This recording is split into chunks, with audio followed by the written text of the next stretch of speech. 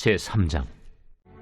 요한이 요단강 부근 각처에 와서 죄 사함을 받게 하는 회개의 세례를 전파하니 선지자 이사야의 책에 쓴 바, 광야에서 외치는 자의 소리가 있어 이르되 너희는 주의 길을 준비하라. 그의 오실 길을 곧게 하라. 모든 골짜기가 메워지고 모든 산과 작은 산이 낮아지고 굽은 것이 곧아지고 험한 길이 평탄하여질 것이요 모든 육체가 하나님의 구원하심을 보리라. 요한이 세례 받으러 나아오는 무리에게 이르되, 독사의 자식들아, 누가 너희에게 일러 장차올 진노를 피하라 하더냐? 그러므로 회개에 합당한 열매를 맺고 속으로 아브라함이 우리 조상이라 말하지 말라. 내가 너희에게 이르노니 하나님이 능히 이 돌들로도 아브라함의 자손이 되게 하시리라. 이미 도끼가 나무 뿌리에 놓였으니 좋은 열매 맺지 아니하는 나무마다 찍혀 불에 던져지리라. 그러면 우리가 무엇을 하리이까? 옷 2벌 있는 자는 옷 없는 자에게 나눠줄 것이요 먹을 것이 있는 자도 그렇게 할 것이니라. 세리들도 세례를 받고자 하여 와서 이르되, 선생이여, 우리는 무엇을 하리이까? 부과된 것 외에는 거두지 말라. 군인들도 물어 이르되, 우리는 무엇을 하리이까?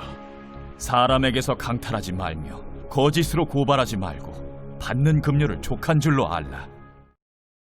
오늘은 교회적으로 볼 때에 대림절 첫 번째 주일입니다.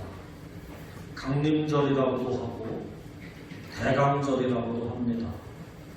이 대림절은 주님이 이 땅에 오신 성탄절을 기뻐하고 또 주님의 다시 오실 재림을 잘 맞이할 수 있도록 준비하는 절기입니다. 이 대림절에 교회는 전통적으로 촛불을 켭니다. 대림절 첫 번째 주일에는 촛불 1개를 켜고, 두 번째 주일에는 2개를 켜고, 세 번째 주일에는 3개를 켜고, 대림절 네 번째 주일에는 4개를 켭니다. 이렇게 촛불을 켜는 이유는 빛으로 이 세상에 오신 예수님을 상징적으로 나타내기 위해서 이렇게 대림절 기간 동안에 촛불을 켭니다. 요한복음 9장 5절에 보면 예수님께서는 말씀하시기를 내가 세상에 있는 동안에는 세상의 빛이로다 말씀하셨습니다. 또 사도 요한도 그의 복음서에서 예수님을 세상에 비치는 참 빛으로 소개하면서 그 빛을 영접하는 자, 곧 그 이름을 믿는 자들에게는 하나님의 자녀가 되는 권세를 주신다. 그렇게 말씀하고 있습니다. 빛으로 오신 예수님을 영접해야 어두운 세상에서 구원을 받고 또 하나님의 자녀로 새로운 삶을 살게 된다는 말씀인 줄로 믿습니다. 이 빛이 되시는 예수님을 잘 맞이하기 위해서 준비하는 시간이 바로 이 대림절 기간인 줄로 믿습니다. 오늘 본문에 나오는 세례 요한은 빛으로 이 땅에 오시는 구세주 예수님을 잘 맞이할 수 있도록 준비하고 예비시키는 일을 했던 선지자였습니다. 대림절은 만왕의 왕이신 주님을 맞이하기 위해 준비하는 절기입니다. 잘 준비해서 기쁨으로 맞이할 수 있는 자가 진정 복받은 자이고 주님의 은혜를 힘입을 수 있는 자인 줄로 믿습니다.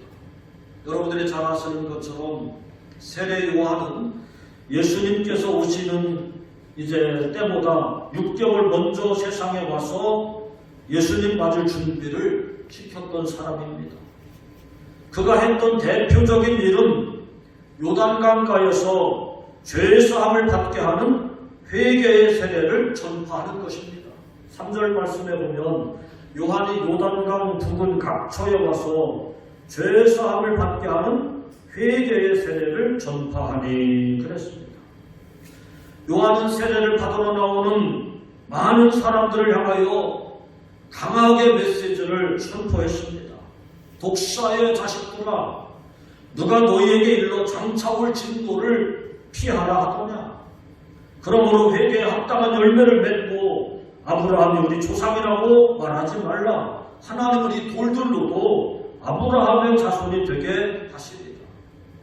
아주 격한 말로 세례받으러 오는 많은 사람들을 향해서 그렇게 말씀을 선포했습니다.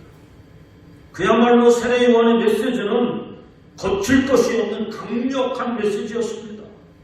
그럼에도 불구하고 많은 사람들이 그의 메시지를 듣고 거부하거나 반발하지 아니하고 자신들의 죄를 회개하며 요한을 통해서 세례를 받게 되었습니다. 날이 갈수록 더 많은 사람들이 모여서 인산인해를 이루게 되었습니다.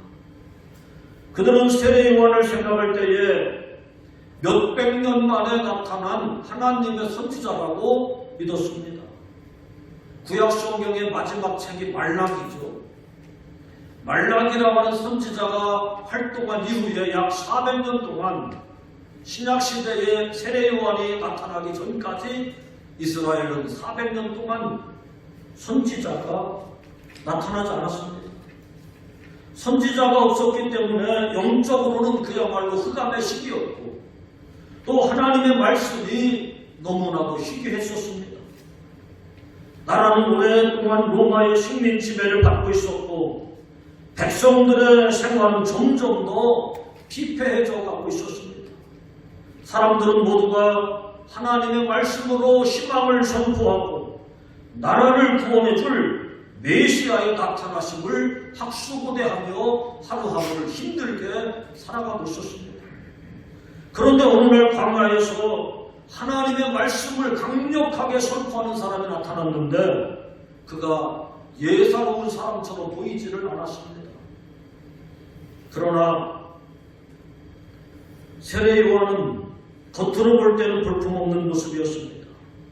약대 털옷을 입고 메뚜기와 석청을 먹으면서 참 남부한 모습이었지만은 그가 전하는 말씀은 능력이 있었고 또 사람들은 그를 하나님이 보낸 메시아로 그렇게 생각하게 되었습니다.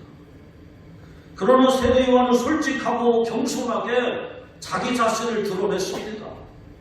나는 그리스도가 아니고 내 뒤에 오시는 이가 계시는데 바로 그분이 물과 성령으로 세례를 베푸실 그리스도라.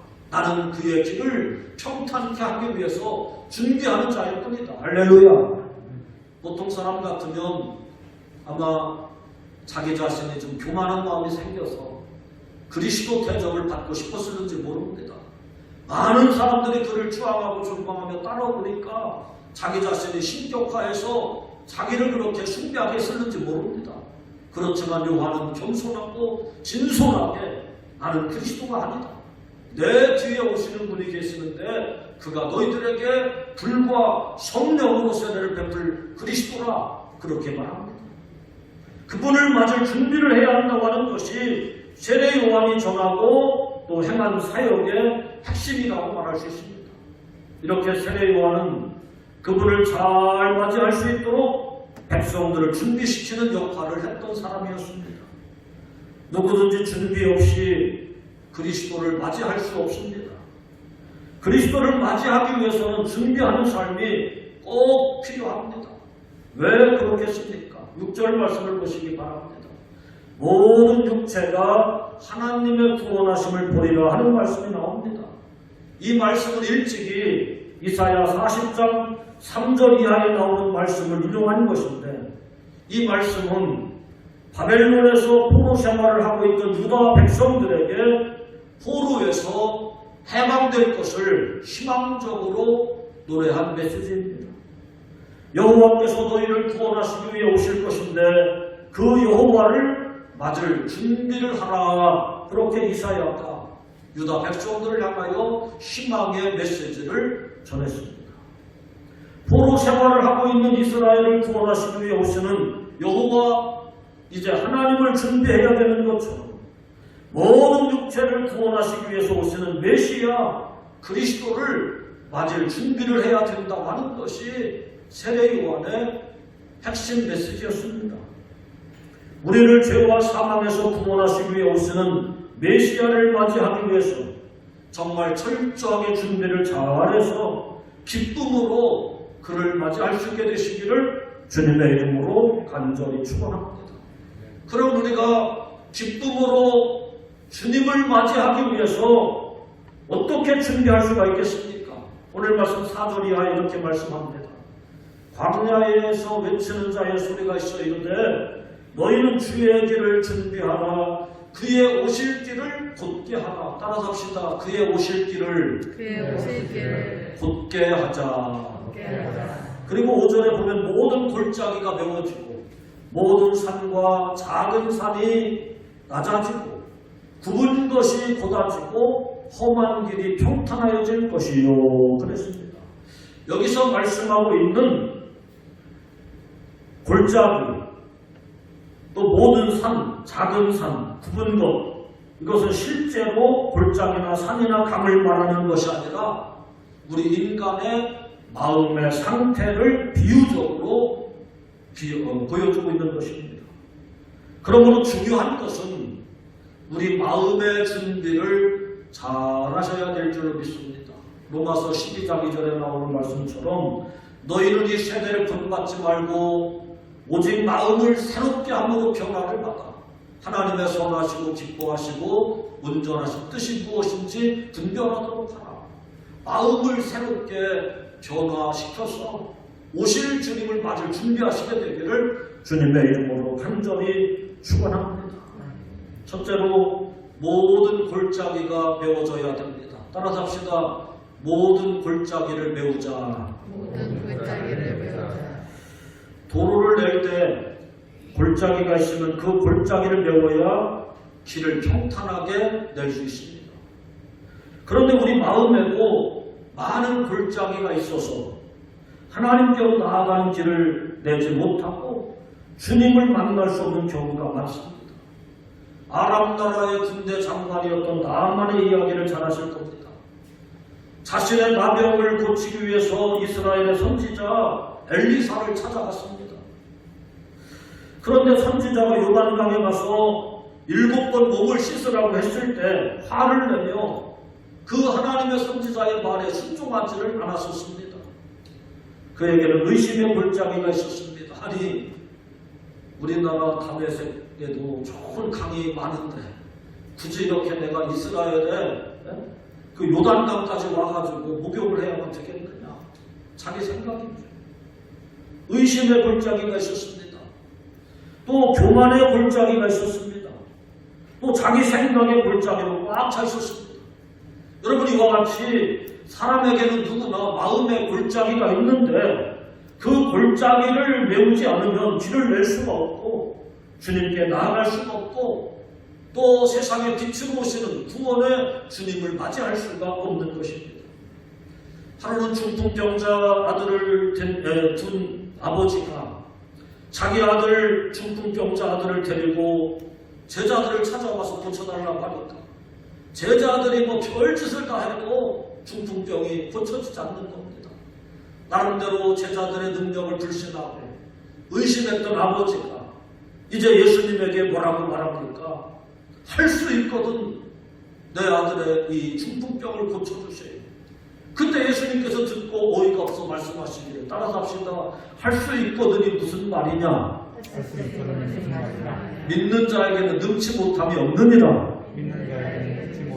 그렇게 말씀하셨어요. 여러분 이 중풍병자 아들을 둔 아버지의 마음에는 불신의 골짜기, 의심의 골짜기가 꽉 차 있었기 때문에 심지어 예수님을 향해서도 만일 하실 수 있다라고 하면 내 아들의 중풍병을 고쳐달라 이렇게 말하는 거예요. 불신과 의심의 골짜기가 마음속에 꽉 차 있기 때문에 예수님을 만났어도 그렇게 말할 수밖에 없었던 겁니다. 여러분 사람이 세상을 살아가다 보면 실패할 수도 있고 낙심할 때도 있고 또 원치 않는 경험과 아픈 상처로 인하여 절망하고 분노할 수도 있습니다. 이 깊은 골짜기를 메우지 않으면 새 마음을 가질 수가 없는 겁니다. 내게 무슨 희망이 있겠느냐? 내년이 온다 한들 경제가 나아지겠느냐? 내일 해가 뜬다 한들 뭐가 특별히 나아지겠느냐? 메시아가 온다 한들 세상이 무슨 변화가 일어나겠느냐? 이렇게 낙심한 마음으로는 왕을 영접할 수가 없는 것입니다. 사람들에게 아무리 여러분 상처받고 지쳤다 할지라도 과거에 수많은 실수를 했다 할지라도 이제 모든 것을 잊어버리고 깊은 절망과 불신의 골짜기를 메워나가시게 되기를 주의 이름으로 축원합니다. 상처를 메우시기 바랍니다.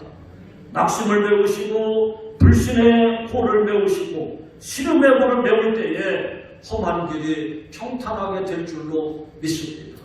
두 번째 따라서 합시다. 모든 산과 작은 산이 낮아져야 한다. 이미 옛날 얘기입니다만 경부고속도로를 낼 때 저 청주시 옥산면에 몽다니 고개라고 하는, 지금도 몽다니 교차로가 있다는데 몽다니 교회를 고개가 있고, 경부고속도로를 가면 청주에서 바로 다음번에 거기가 이제 옥산면인데 그 동네에 몽다니 고개라고 하는 큰 고개가 있었다고 합니다. 그곳을 통과해야 되는데 그 지역이 높은 산일 뿐 아니라 돌이 많은 지역이라 일반 건설업자들이 하지 않고 주변에 공병대 군인들이 투입돼서 그 고개를 낮추고 경부고속도로를 냈다고 합니다. 여러분, 높은 산과 낮은 산이 낮아져야 도로를 잘 만들 수 있습니다. 우리 마음에 있는 높은 산은 무엇입니까? 바로 교만의 뿔, 교만의 마음입니다. 교만의 뿔을 깎아내야 됩니다. 예수님과 그 당시 가장 대척점에 있던 자들이 바리새인들이었는데 그들은 자기 자신들이 율법을 온전하게 지킨다는 교만이 하늘을 찌르는 듯 했습니다. 그래서 예수님은 그 교만을 깨트리시기 위해서 그들을 향해서 심지어 독사의 자식들이라고 했고 회칠한 무덤과 같다고 그렇게 힐난하신 바가 있습니다.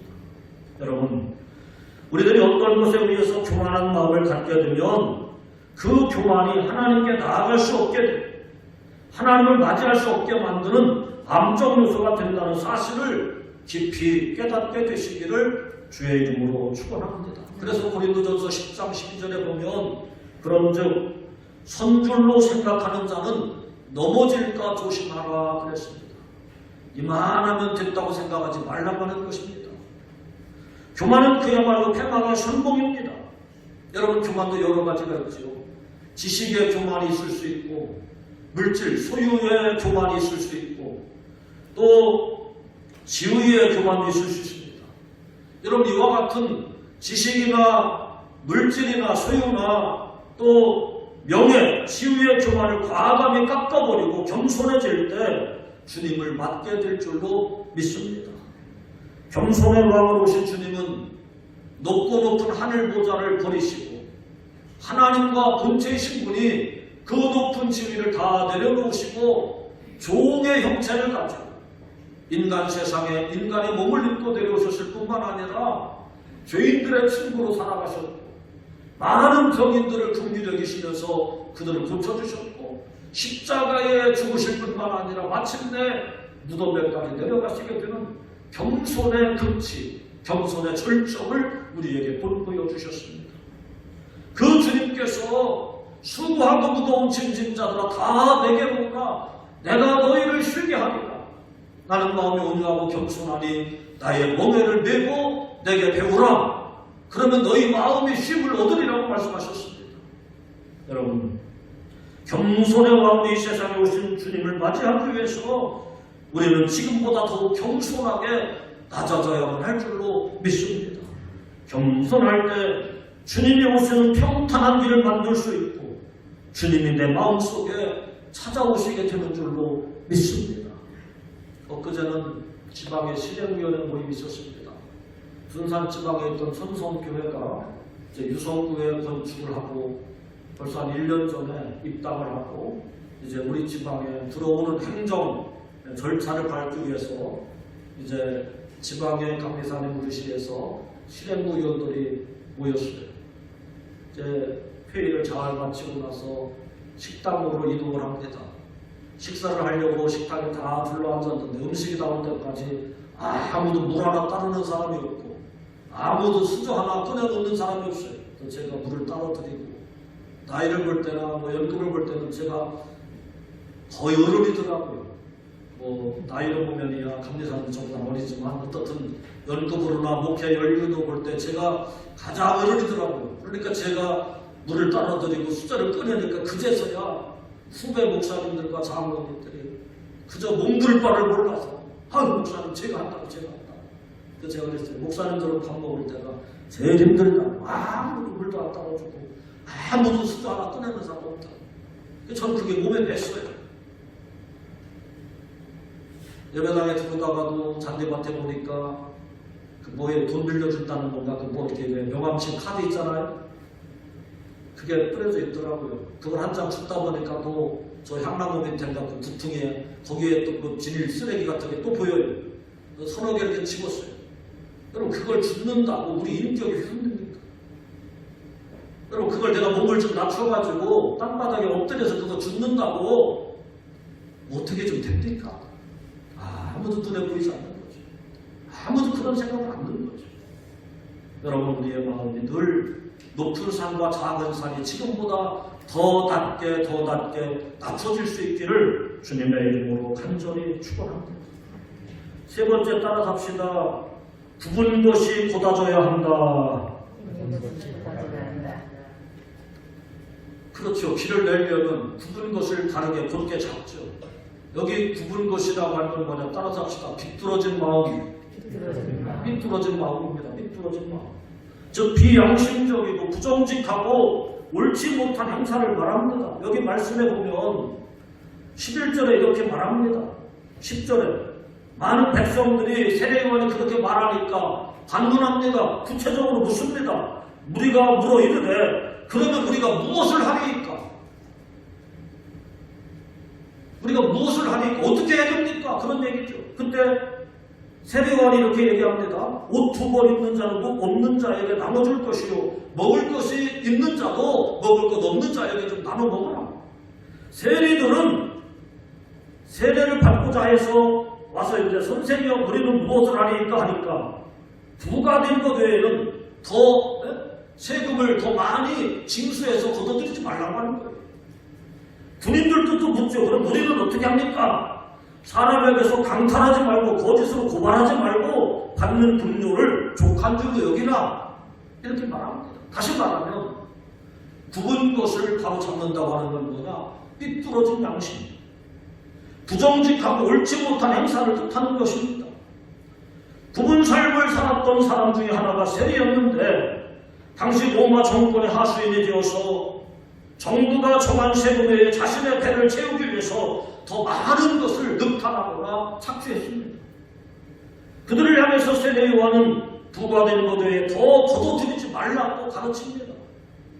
세리들의 굳어진 마음, 그것을 곧게 하라고 하는 것입니다. 여러분 마음이 삐뚤어져 있으면, 마음이 굽어 있으면 모든 사람도 사건도 사물도 엉뚱한 시각으로 보면서 남을 비난하게 되어져 있습니다. 하지 목사님의 근심을 이기는 비결이라는 책이 있는데 그 책에서 하지 목사님이 자기 아들이 목사가 되겠다고 하는데 목사가 얼마나 어려운지 아느냐 하면서 하는 이야기를 제가 글로 좀 옮겨서 써놔봤습니다. 사랑하는 아들아, 내가 목사가 된다고 하는데 목사가 되기 얼마나 어려운 일인지 아느냐. 목사가 빨간 넥타이를 매봐라. 바람났다고 한단다. 목사가 그렇다고 까만 넥타이만 매봐라. 우리 목사님은 장례식만 쫓아다니라고 한단다. 목사가 택시를 타봐라. 우리 목사 그 돈을 다 어떻게 당할라. 그렇다고 버스만 타고 다녀봐라.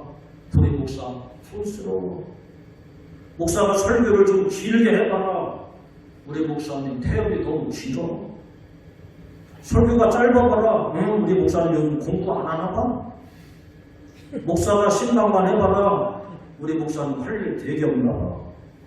신방을 안 해봐라. 요즘엔 신방 안 하고 무한대. 목사가 다른 교회 설교하러 많이 나가봐라. 우리 교회 어떻게 하고. 그렇다고 다른 교회 설교하러 안 가봐라. 불러주는 이가 있어야 하지. 교회를 부흥시키지 못해봐라 무능해. 그렇다고 교회가 부흥돼봐라 교회만 부흥시키면 뭐해? 이렇게 말한단다. 그러나 은혜가 충만한 교회들은 반대로 말한단다.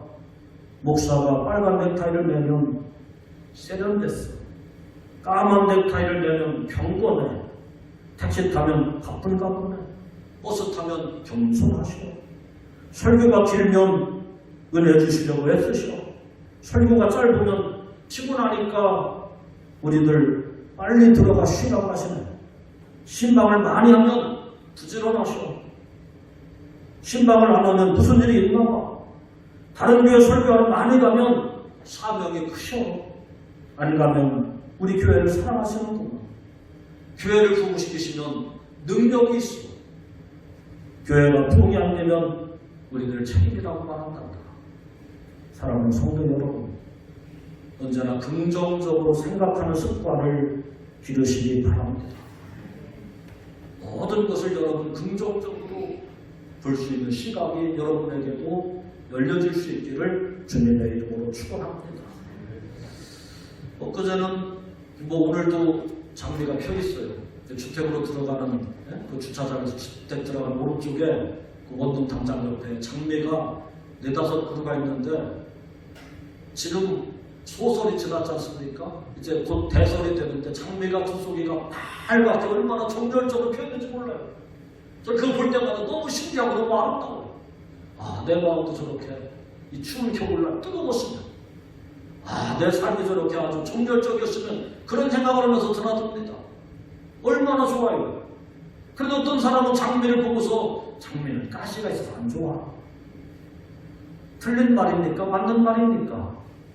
말은 맞아요. 사실은 사실이에요. 그러나 그 장미를 보고 가시만 볼 수 있는 그런 눈이 아니라 좀 붉은 장미를 보고 열정을 좀 생각할 수 있고 아름다운 향을 생각할 수 있는 그런 긍정적인 마인드를 가지고 살아가면 좋겠지 않나, 그런 말씀입니다. 그래서 마음이 굽어져 있으면 어떤 것도 굳게 보고 비난하고 비판하게 된다는 것입니다. 여러분 마음을 굳게 세우시게 되기를 주님의 이름으로 간절히 축원합니다. 옆 사람 한번 마주보시기를 바랍니다. 잘 보시고, 칭찬을 하는데 3가지만 칭찬하는 거예요. 잘 보시고 시간을 드릴게요. 30초 시간 드립니다. 잘 보시고 칭찬할 거를 생각하세요. 옆 사람한테 물어보지 마시고. 자, 지금부터 3가지만 좋은 말로 칭찬합니다. 시작. 선생님 말씀마다 참석하시느라고 굉장히 인색하십니다. 배우시느라고 수고하시고 교회 일하시느라 수고 많으시고 우리 삶에 체질이 안 되었기 때문에 목사에 대해서 좀 한번 비난하라고 한 1분 주면 짧을 거예요. 한 5분쯤 써야 될 거예요. 교회에 대해서 좀 비판해보라고 하면은 3분, 5분 짧을 거야. 10분 정도 부족할 거예요. 목사님 시간 더 주세요. 근데 칭찬하라고 할 게 있어요. 우리들의 마음이 굽어져 있다고 하는 단적 증거입니다.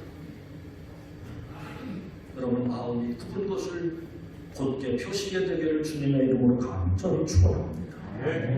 그래야 주님을 맞이할 수 있고 주님의 오심을 준비할 수 있게 될 줄로 믿습니다. 마지막 4번째 따라서 합시다. 험한 길을 평탄하게 하자. 우리가 골짜기를 메우고 산을 깎아서 길을 만들었지만 그 길이 항상 평탄하기 위해서는 관리도 잘해야 됩니다. 관리를 잘해야 돼요. 관리하지 않으면 길이 평탄하지 못하고 울퉁불퉁 다니다가 이제 어려운 사고를 만날 수 있습니다. 우리들의 마음이 험한 길이 되지 않기 위해서도 우리 마음속에 자리 잡고 있는 거칠고 표독하고 강팍한 마음을 여러분 제거해야 될 줄로 믿으시기 바랍니다. 2020년을 살아나오시면서 여러분 세상의 험한 풍파 속에서 혹시 주님을 향한 마음의 길이 거칠어져 있지는 않았었습니까? 주님을 향한 믿음이 약해지면서 그동안 불만과 불신과 원망의 마음이 들어차지는 않았었습니까? 남을 향한 비난과 비판과 증오의 마음으로 우리의 삶이 좀 각박하고 험악해져 있지는 않았었습니까? 어느새인가 나도 모르게 교만의 마음으로 남을 무시하는 삶을 살고 있지는 않았습니까? 여러분, 이런 마음으로 우리는 주님을 모셔서 안 됩니다. 이런 마음에 주님이 오셔서 좌정하실 수 있는 자리가 없습니다. 주님이 다시 오실 때 아멘 주 예수 어서 오시옵소서 기쁨으로 주님을 맞이하실 수 있기 위해서 여러분의 마음을 주님의 말씀으로 주님의 온유하고 겸손한 그 마음으로 주님의 사랑으로 섬기는 마음으로 가득가득 채워나가시게 되기를 주님의 이름으로 간절히 축원합니다. 하루아침에 변화되지는 않을 겁니다. 제가 아까 말씀드렸지만 저는 늘 그렇게 살아가려고 애를 씁니다. 뭐 페스탈로즈가 그랬습니까? 누가 그랬어요? 네? 아이들 맨발로 들어오는 아이들 유리조각 찔리지 않게 땅바닥에 엎드려서 병조각 같은 거 주셨다고 하죠. 저도 늘 그럴 심정으로 제가 목회를 합니다. 어떤 때는 일광욕도 할 겸 비타민 D가 필요하다고 해서 주차장은 포장이 안 된 바닥 있잖아요. 거기 앉아가지고 쭈그리고 잡초도 뽑고 나사 조각, 못 조각도 주워냅니다. 잔디밭에 앉아서 그저 돌멩이 하나도 주워냅니다. 교회 구석 둘러보면서 휴지 조각 하나라도 유리 깨진 거 하나라도 갈아 끼우려고 애를 씁니다. 사람들이 모이면 그저 상석을 찾기보다는 한쪽 구퉁이 가서 먼저 불편한 자리 가서 제가 먼저 앉으려고 합니다. 먼저 물이라도 따라드리려고 합니다. 여러분, 이것이 하루아침에 되는 건 아닙니다. 어디 돌아다니다가 좋은 경치가 있거나 만난 음식점이 있으면 교인 가운데 나이 많으신 어르신을 먼저 생각합니다. 아이고, 권사님 여기 모시고 좋아하셨을 텐데. 우리 그 권사님 이 음식 한 끼 드시면 힘이 번쩍 난다고 하셨을 텐데. 여러분, 이것이 하루아침에 그냥 피는 건 아닙니다. 여러분의 마음을 온유한 마음, 섬기는 마음으로 채워나가시게 되기를 바랍니다. 그럴 때 주님은 여러분의 마음을 성전 삼아 거하시고 여러분의 삶을 주장하시고 여러분을 천국으로 인도해 가시게 될 줄로 믿습니다. 주님 맞을 준비를 잘 하셔서 하나님의 구원하심을 경험할 수 있는 우리 모두가 되어주시기를 주님의 이름으로 간절히 축원합니다. 기도드리겠습니다. 어두운 세상에 빛으로 오신 주님, 그 주님을 영접하는 자는 하나님의 자녀가 되는 권세를 주신다 약속하셨습니다. 어둡고 무질서하고 고통 많은 세상을 살아가고 있습니다. 우리의 마음의 길을 곧게 되게 하여 주시옵소서. 교만한 마음을 낮추게 하여 주시옵소서. 모든 골짜기를 메우게 하여 주시옵소서. 그래서 주님을 기쁨으로 맞이할 수 있는 우리 모두가 되게 하여 주옵소서. 우리 구주 예수님의 이름으로 간절히 기도하옵나이다.